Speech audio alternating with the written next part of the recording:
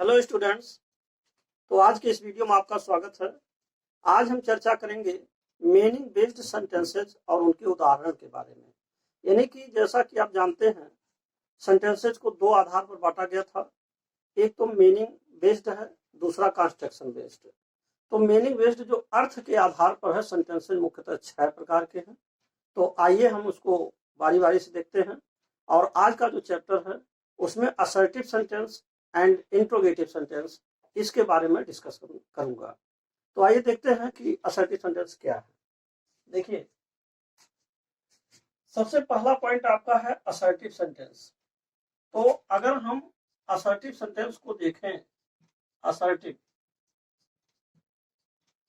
तो असर्टिव का मतलब होता है कि यह कोई ना कोई स्टेटमेंट है। स्टेटमेंट अंग्रेजी में असर्टिव सेंटेंस को, या जो असर्टिव सेंटेंस होते हैं, इसको हम स्टेटमेंट कह सकते हैं। दूसरी बात यह है कि इसको हिंदी में आप कह सकते हैं कथन। हिंदी में इसको कथन कह सकते हैं। कथन माने क्या होता है? कथन या कोई बात हो। देखिए, जब कोई भी बात हम लोग करते हैं तो वो कथनों के द्वारा बात करते हैं। किसी भी तरह की जो बात होती है तो वह कथनों के द्वारा होती है, या जो बात हम करते हैं उसी को स्टेटमेंट कहा जाता है, कथन कहा जाता है। तो जो कथन है, जो स्टेटमेंट हैं, उन्हीं को हम अंग्रेजी में साधारण वाक्य, अंग्रेजी में असर्टिव सेंटेंस कहेंगे और हिंदी में साधारण वाक्य भी कहेंगे। तो अगर आप देखें तो असर्टिव सेंटेंस का हिंदी में जो अर्थ आएगा वह होगा साधारण वाक्य। साधारण वाक्य इसका हिंदी में अर्थ होगा, साधारण वाक्य। अब दूसरी बात यह है कि अगर कोई भी साधारण वाक्य है तो यहाँ पर एक बात और आपको समझना है कि कोई भी साधारण वाक्य हो तो ये मुख्यतः मेनली दो प्रकार का होगा। हिंदी में एक तो आपका होगा सविकारात्मक, सविकारात्मक, सविकारात्मक होगा, और दूसरे का नाम होगा नकारात्मक, नकारात्मक। जिसको आप अंग्रेजी में, जो साधारण वाक्य है हिंदी में, इसको अगर आप अंग्रेजी में देखें तो अंग्रेजी में ये आपका असर्टिव है, असर्टिव।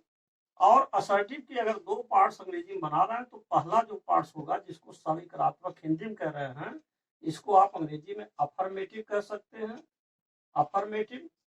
और जो नकारात्मक है हिंदी में, उसको अंग्रेजी में आप निगेटिव कह सकते हैं, निगेटिव। तो देखिए, यहाँ एक बात ये समझना बहुत जरूरी है कि हम यहाँ पर आपको समझा रहे हैं असर्टिव को लेकर के कि असर्टिव से दो वाक्य बन सकता है, एक तो आपका अफर्मेटिव और दूसरा नेगेटिव।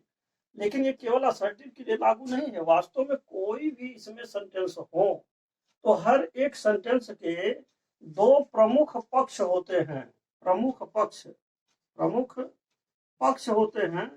और वो दो प्रमुख पक्ष क्या हैं? एक तो आपका है अफर्मेटिव और दूसरा है नेगेटिव। अब अफर्मेटिव और नेगेटिव में अंतर क्या है, पहले ये समझना जरूरी है। देखिए, किसी भी अंग्रेजी के वाक्य में अगर नो आ जाए, नॉट आ जाए, नेवर आ जाए, तो ये लक्षण है कि वह वाक्य नेगेटिव है।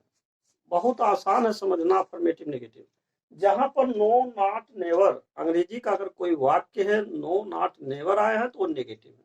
अंग्रेजी का अगर कोई वाक्य है उसमें नो नॉट नेवर अगर नहीं है तो वो है नेगेटिव। तो एक और भी आधार बनता है अफर्मेटिव और नेगेटिव को लेकर के, चाहे वो कोई भी सेंटेंसेज हो, उसके दो प्रमुख पक्ष होंगे, एक सविकारात्मक होगा और एक नकारात्मक। अर्थात एक ऐसा पक्ष होता है जिसमें बात को स्वीकार किया जाता है, यानी कि उसमें सकारात्मक बात है, पॉजिटिवली है, पॉजिटिव बातें हैं, थिंग्स हैं। और दूसरा है जिसमें बात नकारी जाती है कि इसमें नेगेटिव थिंग्स है, कि ये बात नहीं है। तो इस तरीके से, जैसे मान लीजिए, अब आप एग्जांपल्स देखिए। पहला उदाहरण है he reads the newspaper daily, यानी कि वह समाचार पत्र प्रतिदिन पढ़ता है। तो इसमें समाचार पत्र पढ़ता है, ये बात स्वीकार की जा रही है, इसलिए इसको आप कहेंगे अफर्मेटिव। तो अब प्रश्न ये है, एक क्वेश्चन बनेगा कि यह असर्टिव है कि यह अफर्मेटिव है, इनमें से क्या है? कई बार लोग कंफ्यूज हो जाते हैं। जबकि सच्चाई यह है कि इसमें नॉट नहीं है। देखिए रीड्स के बाद कहीं पर भी नॉट नहीं है, he reads the newspaper daily, इसमें नो नॉट नेवर नहीं है। तो ये बात है कि ये आपका अफर्मेटिव है, परंतु अब प्रश्न है कि क्या ये असर्टिव भी है? हाँ है, क्योंकि अब इसको आप लिख सकते हैं कि यह तो असर्टिव है और असर्टिव के साथ साथ ये आपका अफर्मेटिव है। ये चीज आपको समझना है कि यह असर्टिव है परंतु असर्टिव का अफर्मेटिव है। दूसरी बात, अब देखिए इसी का जब हम निगेटिव बना रहे हैं तो ही डज नॉट, टेंस के अनुसार he does not read the newspaper daily. अब यहाँ नॉट केवल लग जाने के कारण यह भी वाक्य आपका असर्टिव ही है, परंतु ये असर्टिव का, ये असर्टिव है परंतु असर्टिव का यह क्या है? निगेटिव है। तो इस तरीके से ये दोनों ही वाक्य असर्टिव है, परंतु असर्टिव के दो पक्ष होंगे, अफर्मेटिव और नेगेटिव। यही नियम लागू होता है जो दूसरा आपका पॉइंट है जैसे इंट्रोगेटिव है। अब आइए हम नंबर 2 चर्चा करते हैं इंट्रोगेटिव के बारे में। अब आप देखिए नंबर 2, अगर हम नंबर 2 इंट्रोगेटिव की बात करें, interrogative interrogative sentence, interrogative sentence की बात अगर करें इंट्रोगेटिव के बारे में, तो जिसको हिंदी में आप कह सकते हैं, इंट्रोगेटिव को हिंदी में कह सकते हैं प्रश्न वाचक और वाक्य कह सकते हैं। देखिए प्रश्नवाचक वाक्य, तो ये क्या है? इंट्रोगेटिव सेंटेंस प्रश्नवाचक वाक्य क्या होते हैं? इनके द्वारा हम किसी व्यक्ति से कोई न कोई प्रश्न पूछने का कार्य करते हैं। जैसे क्या आप अंग्रेजी पढ़ते हैं, आप कहाँ रहते हैं, आप क्या करते हैं, वह यहाँ क्यों आया है। तो इस तरीके से प्रश्न पूछा जाता है, क्या, क्यों, कैसे, कहाँ, कब, इन सारे शब्दों का उस वाक्य में ये इनमें से कोई भी शब्द आ सकता है। क्यों, कहाँ, कैसे, क्या और कब, ये सारे प्रश्नवाचक शब्द उसमें आते हैं। तो ये पहचान है कि अगर कोई वाक्य में क्या, क्यों, कैसे, कहाँ, कब आदि प्रश्नवाचक शब्द आ जाए तो वो प्रश्नवाचक वाक्य कहलाएंगे। दूसरी बात यह है कि अंग्रेजी में हम कैसे पहचान करेंगे कि ये प्रश्नवाचक वाक्य हैं? तो उसकी पहचान करने के लिए दो तरीके हैं, इनको जरा समझ लीजिए। पहला तरीका आपका ये है, देखिए पहला तरीका यह है कि वह किसी न किसी सहायक क्रिया के द्वारा वाक्य शुरू होगा। पहला तरीका है कि अगर कोई अंग्रेजी वाक्य है तो वह किसी न किसी सहायक क्रिया से शुरू होगा, यानी कि हेल्पिंग वर्ब से शुरू होगा।